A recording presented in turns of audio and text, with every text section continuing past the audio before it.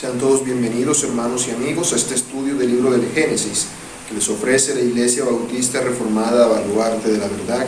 Es un placer estar con ustedes una vez más.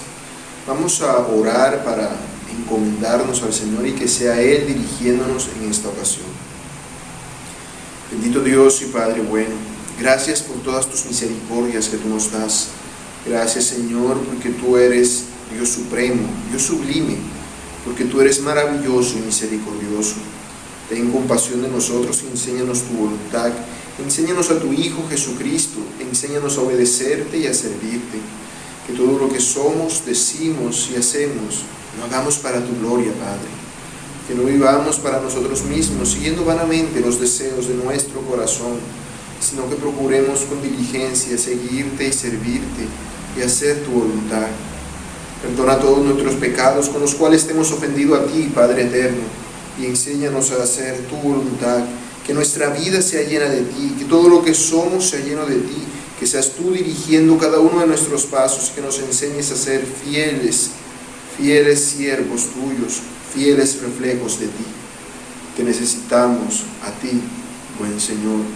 Necesitamos más de ti, más de tu palabra. Por eso te pedimos que nos instruyas y nos guíes. En el nombre de Jesús, tu Hijo, en quien nos encomendamos. Amén. Muy bien, hermanos y amigos, como ya les había dicho, estamos en un estudio del libro del Génesis. Como ustedes saben, estamos estudiando el libro del Génesis, ya vamos por el capítulo 44, y hemos estado hablando acerca de los hijos de Jacob, los hijos de Israel. ¿Qué sabemos acerca de ellos? Bueno, sabemos que fueron 12 hijos. Jacob tuvo 12 hijos debido a la promesa que Dios le había hecho a su antepasado Abraham, de que su descendencia sería tan grande como las arenas a la orilla del mar, como las estrellas en el cielo. Esta era una promesa que Dios le había hecho a su antepasado y ya se estaba empezando a cumplir en Jacob, quien a diferencia de él y de su hijo Isaac, había tenido muchos hijos, había tenido 12 hijos. Y por lo menos más de una hija, porque ya hemos visto de que se nos habla de que había tenido no solamente una, sino varias hijas. Pero estos hijos vendieron a José, el menor de ellos en ese entonces, el que era el más joven, lo vendieron como esclavo en Egipto porque sentían envidia de él, porque era el hijo favorito de su padre. Pero vemos que Dios estaba con José. Dios estaba con José y lo ayudó mientras estuvo en Egipto, de manera que lo exaltó y pasó de ser un simple esclavo a ser el mayordomo de la casa de Potifar, uno de los principales oficiales del faraón, a ser después, cuando estuvo en la cárcel, el mayordomo principal de la cárcel, es decir, el jefe de la cárcel básicamente. Pero Dios lo elevó, porque eso solamente era una práctica, a ser el administrador de todo el país. Básicamente lo colocó, como diría él mismo más adelante, por padre de Faraón. Lo colocó como la persona más importante del país, el primer ministro de Egipto, el gran visir del Faraón. Esto fue lo que terminó siendo José gracias a que Dios estuvo con él. Y José como administrador de Egipto, sabiendo él por unos sueños que Dios le había mostrado al Faraón, que vendrían 7 años de abundancia en todo el mundo, seguidos de 7 años de escasez. José, durante los 7 años de abundancia, ¿qué hizo? Se encargó de almacenar el grano, porque era tan abundante, en graneros que mandó a construir por todo el país. O sea que cuando empezaron los 7 años de escasez, José había acumulado tanto grano que podía venderlo, no solamente a los egipcios, sino también a las personas de otros países, porque el hambre se expandió por toda la tierra. Y aún los hermanos de José tuvieron que ir a Egipto a comprar alimento, porque si no hubiesen perecido de hambre. Y ellos fueron, pero José, cuando los reconoció y viendo que ellos no lo reconocían, los puso a prueba para ver qué tipo de personas eran. Así que los acusó de ser espías, dejó preso a uno, a Simeón, y los mandó a ellos de regreso. Pero además les dejó que se llevaran el dinero que habían pagado por el trigo que supuestamente habían comprado. Cuando llegaron allá y vieron y le contaron todo esto a su padre, su padre pensaba que ellos querían hacerle un mal a él, porque básicamente lo estaban colocando en una situación en la cual la única forma en la cual ellos podrían conseguir trigo más adelante en Egipto, era que Benjamín, su hijo favorito después de José, el hermano de José de padre y madre, fuera con ellos y viajara también a la región de Egipto, exponiéndolo a grave peligro. Jacob los encomienda al Señor y los deja marchar. Cuando llegan allí, ellos están muy asustados por lo que había pasado, de que habían recibido el dinero de vuelta, y si antes los habían acusado de ser espías, ahora sería peor. Pero vemos que en lugar de eso se les recibe con un gran banquete preparado por el mismo José, la persona más importante en el país después del faraón. Les preparó un banquete a ellos. Además se les dijo que ellos no habían robado ningún dinero, porque los egipcios habían recibido el pago de su dinero. Así que no se les acusó de nada, todo parecía ir bien. Liberaron a Simeón, que estaba preso, y José recibió muy bien a Benjamín, lo cual seguramente los tranquilizaría mucho y les permitiría estar completamente tranquilos y en paz, pensando que al día siguiente podrían marcharse a su casa como si nada hubiera pasado. Y es en este contexto que nos coloca este pasaje. Así que los invito a que vayamos al libro de Génesis, capítulo 44, y vamos a leer los versículos del 1 al 17. Génesis, capítulo 44, versículos del 1 al 17. Dice así la palabra del Señor. Mandó José al mayordomo de su casa, diciendo: llena de alimento los costales de estos varones, cuanto puedan llevar, y pon el dinero de cada uno en la boca de su costal. Y pondrás mi copa, la copa de plata, en la boca del costal del menor, con el dinero de su trigo. Y él hizo como dijo José. Venida la mañana, los hombres fueron despedidos con sus asnos. Habiendo ellos salido de la ciudad, de la que aún no se habían alejado, dijo José a su mayordomo: levántate y sigue a esos hombres, y cuando los alcances, diles: ¿por qué habéis vuelto mal por bien? ¿Por qué habéis robado mi copa de plata? ¿No es esta en la que vive mi Señor y por la que suele adivinar? Habéis hecho mal en lo que hicisteis. Cuando él los alcanzó, les dijo estas palabras, y ellos le respondieron: ¿por qué dice nuestro Señor tales cosas? Nunca tal hagan nuestros siervos, nunca tal hagan tus siervos. He aquí el dinero que hallamos en la boca de nuestros costales, te lo volvimos a traer desde la tierra de Canaán. ¿Cómo pues habíamos de hurtar de casa de tu Señor plata ni oro? Aquel de tus siervos en quien fuera hallada la copa, que muera, y aún nosotros seremos siervos de mi Señor. Y él dijo: también ahora sea conforme a vuestras palabras, aquel en quien se hallare mi siervo, y vosotros seréis sin culpa. Entonces se dieron prisa y derribando cada uno su costal en tierra, abrió cada cual el costal suyo, y buscó, desde el mayor comenzó y acabó en el menor, y la copa fue hallada en el costal de Benjamín. Entonces ellos rasgaron sus vestidos, y cargó cada uno su asno, y volvieron a la ciudad. Vino Judá con sus hermanos a casa de José, que aún estaba allí, y se postraron delante de él en tierra. Y les dijo José: ¿qué acción es esta que habéis hecho? ¿No sabéis que un hombre como yo sabe adivinar? Entonces dijo Judá: ¿qué diremos a mi Señor? ¿Qué hablaremos o con qué nos justificaremos? Dios ha hallado la maldad de los siervos. He aquí, nosotros somos siervos de mi Señor, nosotros y también aquel en cuyo poder fue hallada la copa. José respondió: nunca yo tal haga. El varón en cuyo poder fue hallada la copa, él será mi siervo. Vosotros id en paz a vuestro Padre. Bueno, en este texto vemos cómo se nos habla de una trampa que José les está tendiendo a sus hermanos. José les estaba tendiendo una trampa. ¿En qué consistía la trampa que José les estaba tendiendo a ellos? Al igual que la vez anterior, él mandó a que se les devolviera el dinero en sus costales. El dinero que cada quien pagó por su trigo le sería devuelto en su costal. Pero además habrían de colocar la copa de plata de José en el costal de Benjamín. Esto se lo pidió José a su mayordomo para que lo hiciera. Y así cada uno de ellos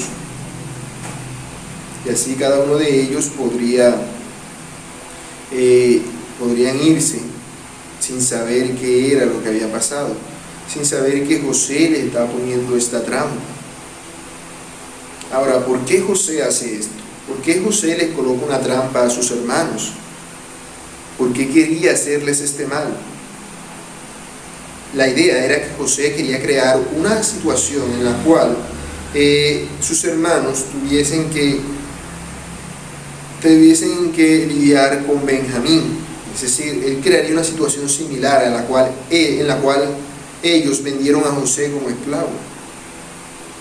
¿Ellos se cuidarían a sí mismos o estarían dispuestos a sacrificarse con tal de salvar a Benjamín? Esta era la prueba definitiva para saber si ellos en realidad habían cambiado o si eran las mismas personas que eran cuando lo vendieron como esclavo. José estaba haciendo esto para ver si ellos estaban listos para una reconciliación con él. Así estos hombres en la mañana se levantaron y se alistaron, seguramente los más de tranquilos, muy contentos. Su hermano Simeón ahora estaba con ellos y Benjamín también iba con ellos sano y salvo, tal como su padre quería. Habían conseguido el alimento que necesitaban y aún comieron en la casa del gran visir del faraón, de José. Todo les salió de maravilla, no tuvieron ningún problema. Así que ellos arrancaron muy alegres seguramente desde Egipto para regresar a su casa. Pero poco después de salir de la ciudad, ¿qué nos dice?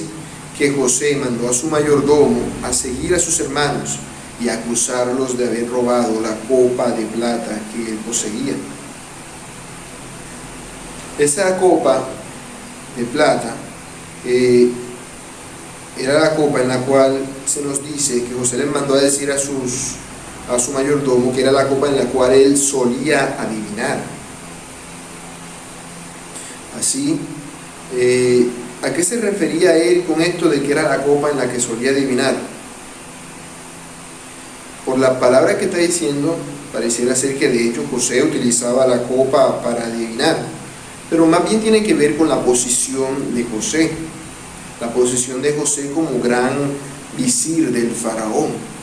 Esta copa era un símbolo de la autoridad que se le había dado a José como a persona más importante en el país después del faraón. La persona que ocupaba este puesto era un visir, persona que dentro de la cultura egipcia era famoso porque podía adivinar y predecir los acontecimientos, porque esto era lo que se hablaba acerca de José. Por eso se decía que él había adivinado que vendrían los 7 años de abundancia y 7 años de escasez. Esa sería la explicación oficial dada al pueblo, porque de lo contrario el pueblo, que era muy, por así decirlo, racista con los otros pueblos, no querrían que un hebreo de otra raza los gobernara. Así que José básicamente fue convertido en un egipcio, por eso se le casó con una esposa egipcia y se le dio un nombre egipcio, porque José debía ser convertido en un egipcio. En tal posición, la persona en tal posición debía ser un adivino, un visir, una persona que pudiese conocer los acontecimientos antes de que ocurrieran, alguien a quien no se pudiera engañar porque podría practicar la adivinación. Ahora, eso no nos quiere decir que José la utilizara para este fin, porque esa es la explicación oficial dada al pueblo por el faraón. Pero en realidad José no adivinó ningún sueño, sino que Dios le dio la interpretación, por lo cual sabemos entonces que José no era un adivino. Cuando él manda decir eso a través de sus hermanos, hacia sus hermanos, lo que les está diciendo es: esa copa es muy importante para mí, porque como ellos en su mente pensaban que José era la persona que oficialmente se decía que era un adivino, era muy importante porque era su instrumento de adivinación, era su herramienta de trabajo. Así que lo que José quería recalcar al decir que era la copa en la cual él suele adivinar, es que es algo muy importante para él, es algo que es de mucho valor.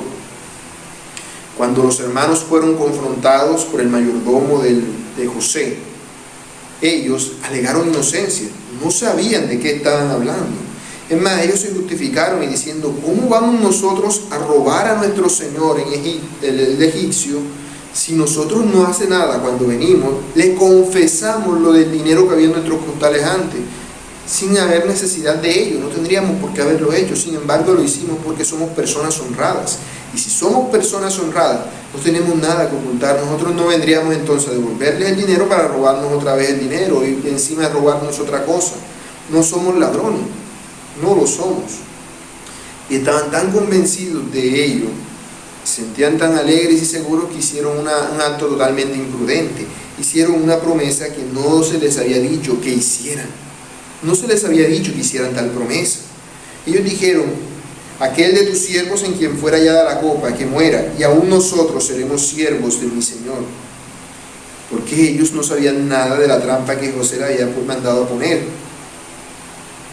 Ellos, por lo tanto, hicieron esa promesa que ellos están haciendo ahora, porque ellos están 100% convencidos de su integridad, y para demostrarla entonces están pronunciando una sentencia de muerte sobre el ladrón y de esclavitud sobre ellos. Así, ellos acceden a que se revisen los sacos, pero en realidad no había necesidad de hacer ninguna promesa, porque si ellos eran inocentes no tenían por qué andar hablando de más. Bastaba con que simplemente dijeran: somos inocentes, aquí están nuestros costales y revisen. No tenían por qué andar diciendo esto, porque sus palabras como representantes del pueblo del pacto, del pueblo de Dios, básicamente se considerarían sagradas, palabras que vendrían, que ellos estarían pronunciando delante de Dios lo que ellos estaban pronunciando. Y si alguno de ellos, sin saber el reto, hubiese robado verdaderamente esa copa, pues es decir, si Benjamín verdaderamente hubiese robado la copa sin decirle nada a sus hermanos, al hacer esa promesa, ellos se estarían echando a Dios por enemigo respecto a este asunto, tal cual hizo Jacob, su padre, cuando Labán, su tío, fue a buscar lo robado. Y vemos que Raquel sí había robado eso, sino que Jacob no sabía, y por eso creemos que fue que ella murió antes que toda la familia de Jacob, precisamente por esa palabra y por ese acto que ella cometió. Y ahora ellos están haciendo lo mismo. La diferencia es que esta vez nadie ha robado nada, así que Dios no tendría por qué castigarlos por un crimen que de hecho ellos no han cometido, ninguno de ellos, y al afirmar tal cosa están actuando con veracidad, pero no era necesario. No en balde dice nuestro Señor que vuestro sí sea sí, que nuestro no sea no, porque lo que es de más de esto, de mal procede.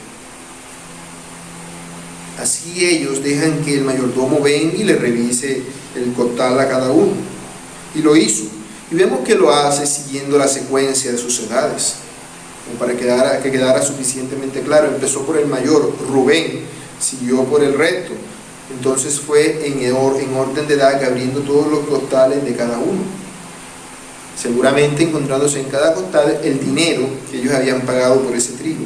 Pero además de eso, en el costal de Benjamín, además del dinero, encontrarían la copa de José. La copa de José.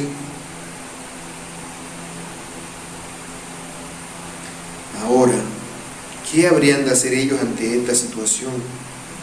Esta situación tendría que haber sido un horror inmenso para ellos. Hasta allí les llegaría la tranquilidad, hasta allí les llegaría la paz que seguramente pensaban que tenían en ese momento. Todo eso se esfumaría y se convertiría en un terrible espanto. Y la prueba de ello es que se nos dice que ellos rasgaron sus vestiduras. Esto es algo que se hacía en señal de dolor, en señal de duelo, de desesperación, porque ante una situación así no podrían hacer nada. Lo único que les quedaba hacer era echarse a llorar, totalmente desesperado, porque no había nada que pudieran hacer. El mayordomo con todos sus hombres había venido por ellos y los habían encontrado culpables. Los habrían encontrado culpables. ¿Cómo se habrían sentido en ese momento? Terriblemente mal. Y es que después de todo, años atrás, ellos habían vendido a José, su hermano, como esclavo. Ellos vendieron a José como esclavo. Pero démonos cuenta de que ellos mintieron a su padre, diciendo que un animal salvaje se lo había cometido. Esa fue la información, eso fue lo último que su padre supo acerca de José. Por causa de ello, ese crimen que ellos habían cometido nunca fue descubierto, pero ahora ha sido descubierto un crimen que ellos no cometieron. Esto para sus mentes es como si Dios mismo les estuviera hablando y les estuviera diciendo: nadie supo lo que ustedes hicieron con José, pero yo sí, yo sí. Por eso ahora voy a hacer que reciban ese castigo. Eso es lo que ellos estarían sintiendo en ese momento. Fueron el crimen, el pecado supuestamente nunca salió a la luz, supuestamente nunca nadie lo vio, pero Dios lo vio. Dios lo vio y ahora Dios los castigaría por ello. Los castigaría por ellos. Al llegar a la ciudad, se dirigieron a casa de José e hicieron lo único que podían haber hecho: pedir misericordia. Vemos que aunque la copa fue hallada en el saco, en el costal de Benjamín, no fue Benjamín quien habló, fue Judá. Y recordemos que allí estaban todos los hermanos. Allí estaban Rubén, Simeón y Leví, que eran mayores que Judá.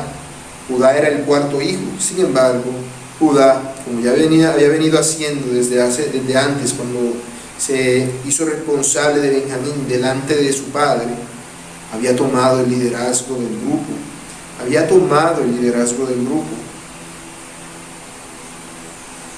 Y esto es interesante porque cuando José fue vendido como esclavo, fue Judá el que propuso que lo vendieran como esclavo.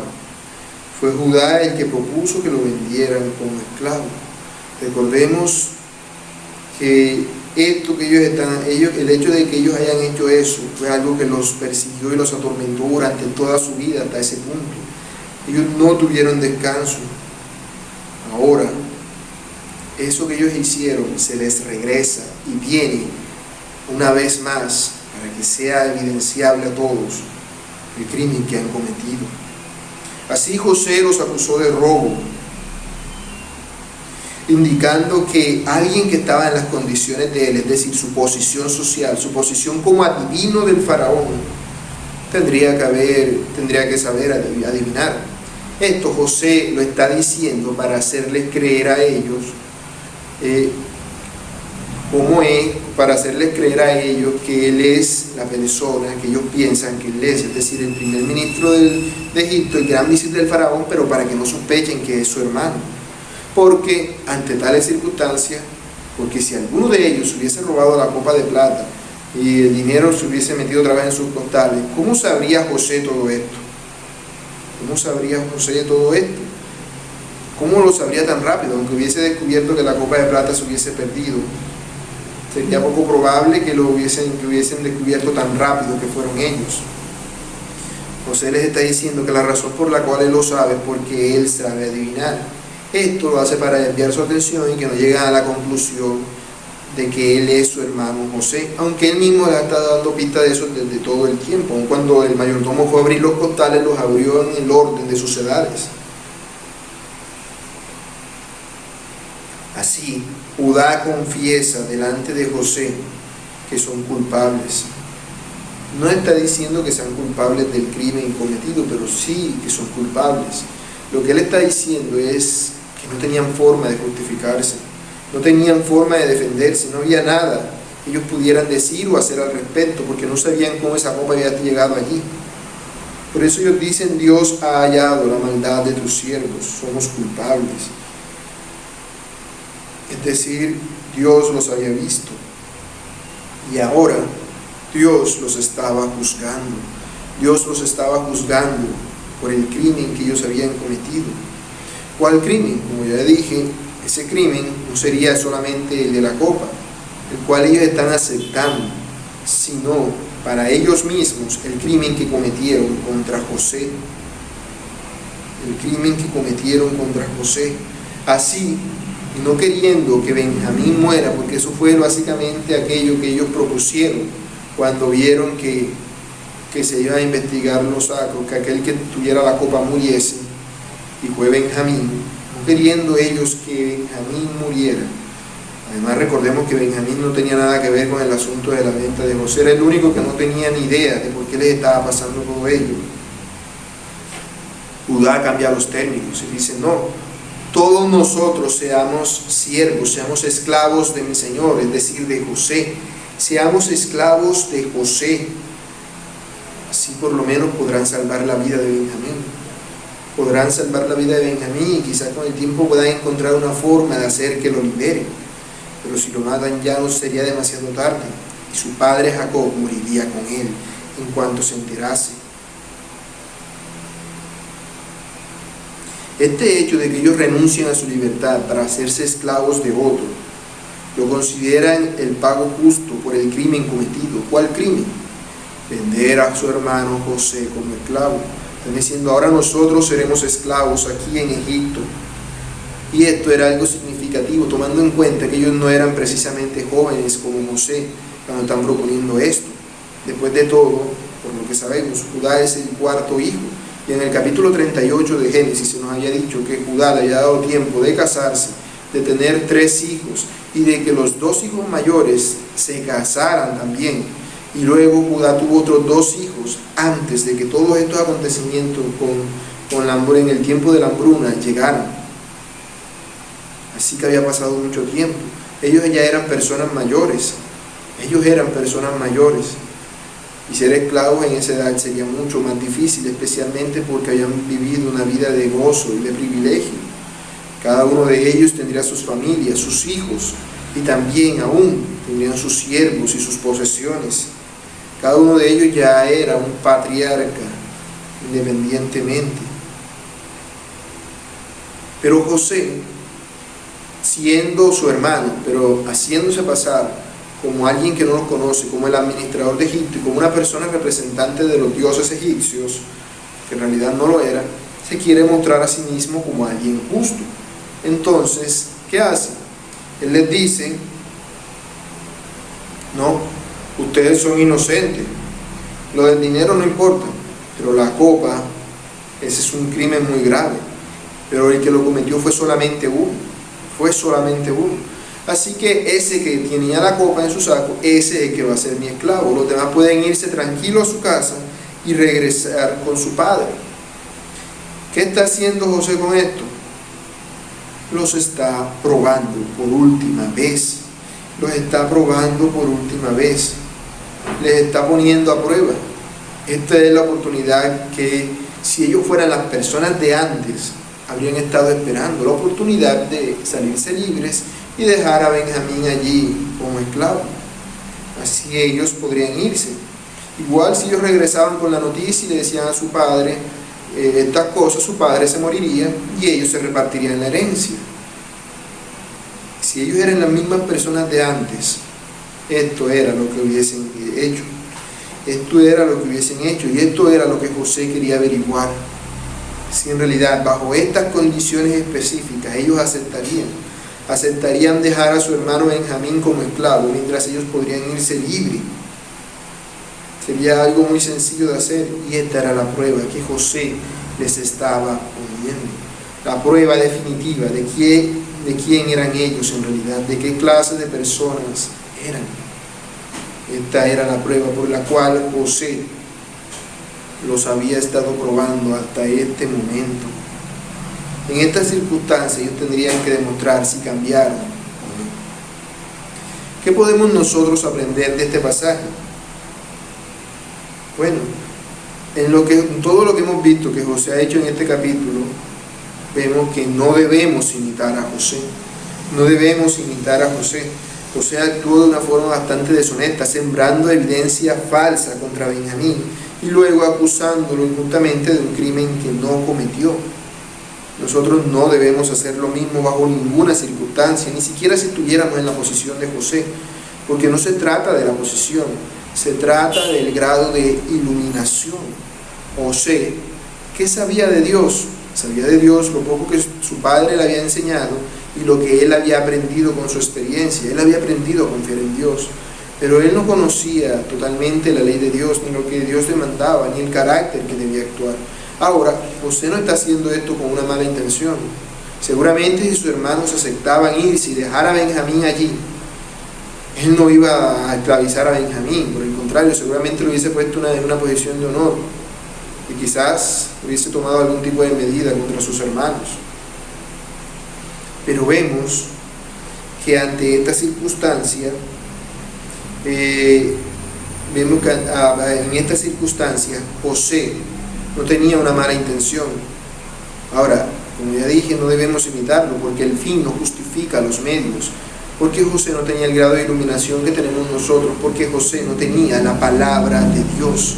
La palabra de Dios es la que nos enseña cómo es Dios. Un cristiano es un imitador de Cristo, es un imitador de Cristo. Y Cristo no hubiese hecho esto. Aunque José sea un tipo de Cristo, es solamente un tipo, una sombra, no es Cristo. Es una imitación adelantada, pero una imitación al fin y al cabo. Mientras Cristo es el perfecto y Él es nuestro modelo a seguir, Cristo no actuaría así. No actuaría así, no tendría necesidad siquiera, precisamente porque Él conoce los pensamientos y las intenciones de los hombres. José no, pero nosotros no estamos ni en la posición de José ni en la de Cristo.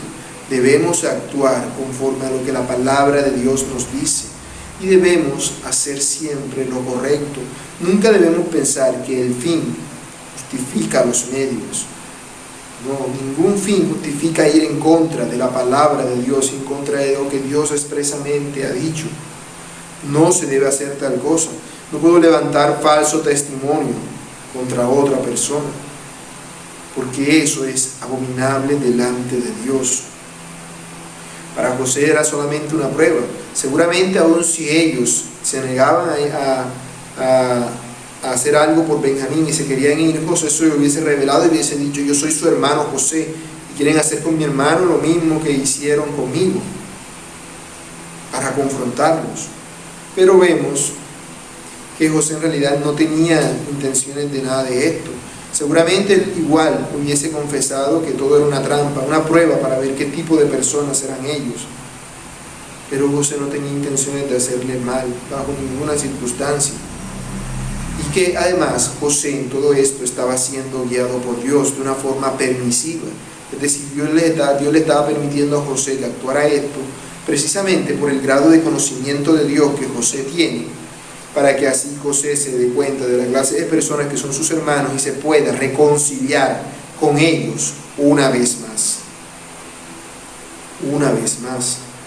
No imitemos a José en esto, sino por el contrario, confiemos en Dios y confiemos en que Él será el que hará justicia. Ahora, nosotros debemos juzgar con justo juicio. ¿Cómo así? Nosotros debemos juzgar con la justicia, con verdad. No podemos juzgar simplemente por juzgar. Es muy fácil escuchar un relato acerca de alguien, un chisme, y pensar entonces que eso es verdad. Me dijeron que tal persona es tal cosa, entonces esa persona la trato diferente porque no sé, ¿cierto? Entonces ya empezamos a actuar diferente y aún lo contamos a otras personas, porque no estamos haciendo un juicio justo, porque en realidad no conocemos los hechos ni las circunstancias. Los hermanos de José, lo más probable es que si otra persona hubiese sido el hermano de José, apenas lo vio, hubiese estado en la posición de José, apenas vio a sus hermanos, lo hubiese mandado a hacer esclavo inmediatamente para desquitarse con ellos, porque hubiese asumido que ellos no habían cambiado. Pero José quiso averiguar qué tipo de personas eran.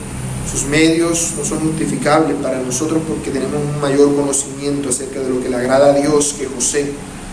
Pero José procuró averiguar, procuró indagar, aunque seguramente tendría un gran resentimiento contra ellos. Eso sería lo esperable. Eso sería lo esperable, que cualquiera persona hubiese hecho y tuviera resentimiento contra sus hermanos. Pero vemos que José decide indagar, decide investigar para saber qué tipo de personas son, porque él decide juzgarlos con integridad, de una manera justa.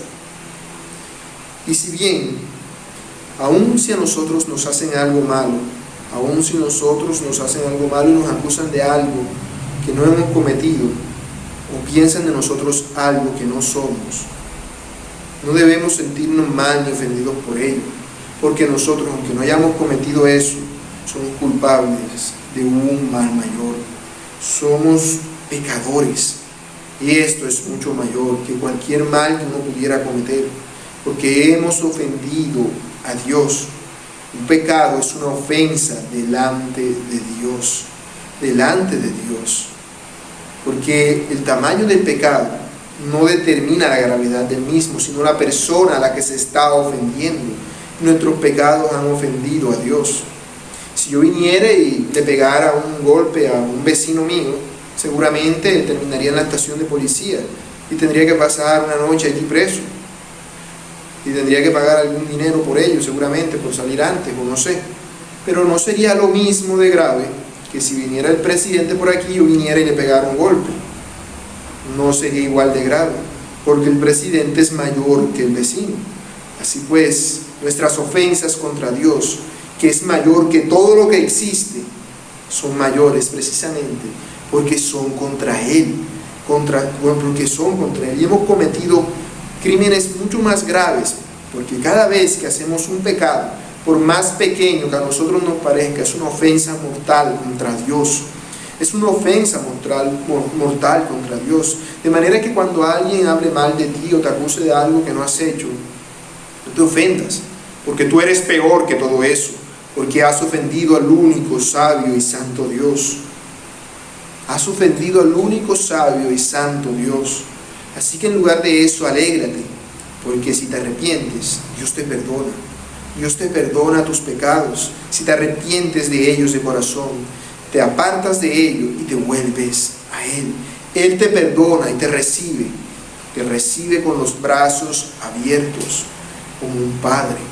Te recibe como un padre, aunque tú eras su peor enemigo.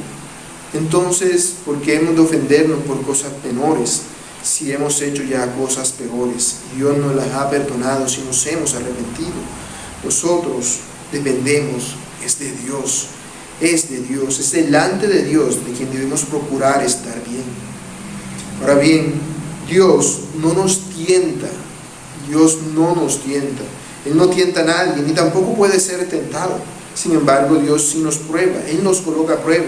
Él permite que otras personas, o que inclusive el diablo o los demonios, nos tienten para probarnos. Y no para que Él saber cómo somos nosotros, porque Él lo sabe todo, sino para que nosotros mismos nos demos cuenta de qué clase de personas somos. Entonces llegará el momento de reaccionar y cómo actuaremos. ¿Cómo actuaremos? ¿Será que reconoceremos nuestro pecado o simplemente lo ignoraremos? Y como decimos por ahí, nos haremos los locos ante las circunstancias. O reconoceremos nuestro pecado y nos humillaremos delante de Él. Porque ese es el objetivo de las pruebas de Dios. No es para ver qué tipo de personas somos nosotros, sino para que nosotros mismos nos demos cuenta del tipo de persona que somos. Así que reflexionemos sobre todo esto y encomendémonos al Señor. Oremos. Bendito Dios y Padre eterno, gracias te damos por tu infinita misericordia que tú nos das. Gracias, Señor, porque sabemos que tú nos escuchas, que tú nos guardas, que tú tienes cuidado de nosotros, que tú siempre estás con nosotros, Padre bueno, que tú eres nuestro defensor y nuestro justo juez. Por eso en ti confiamos, oh Señor, sabiendo que tú nos escuchas y nos guardas, que tú nos proteges y que tú, bendito Dios, tienes cuidado de nosotros y que tú nos guardarás siempre conforme a tu misericordia y conforme a todas tus bondades. Por eso, Padre eterno, nosotros te alabamos, te exaltamos y te bendecimos, porque tú eres Dios justo, Dios fiel y verdadero. Por eso en ti confiamos, sabiendo que tú nos escuchas, que tú nos recuerdas y que tú, Señor, estás con nosotros y siempre nos protegerás. Por eso, Padre, te alabamos, te exaltamos y a ti nos encomendamos. En el nombre de tu amado Hijo, nuestro Salvador, Rey y Señor Jesucristo. Amén. Muy bien, hermanos y amigos, eso ha sido todo por esta ocasión. Que el Señor les bendiga. Nos vemos la próxima.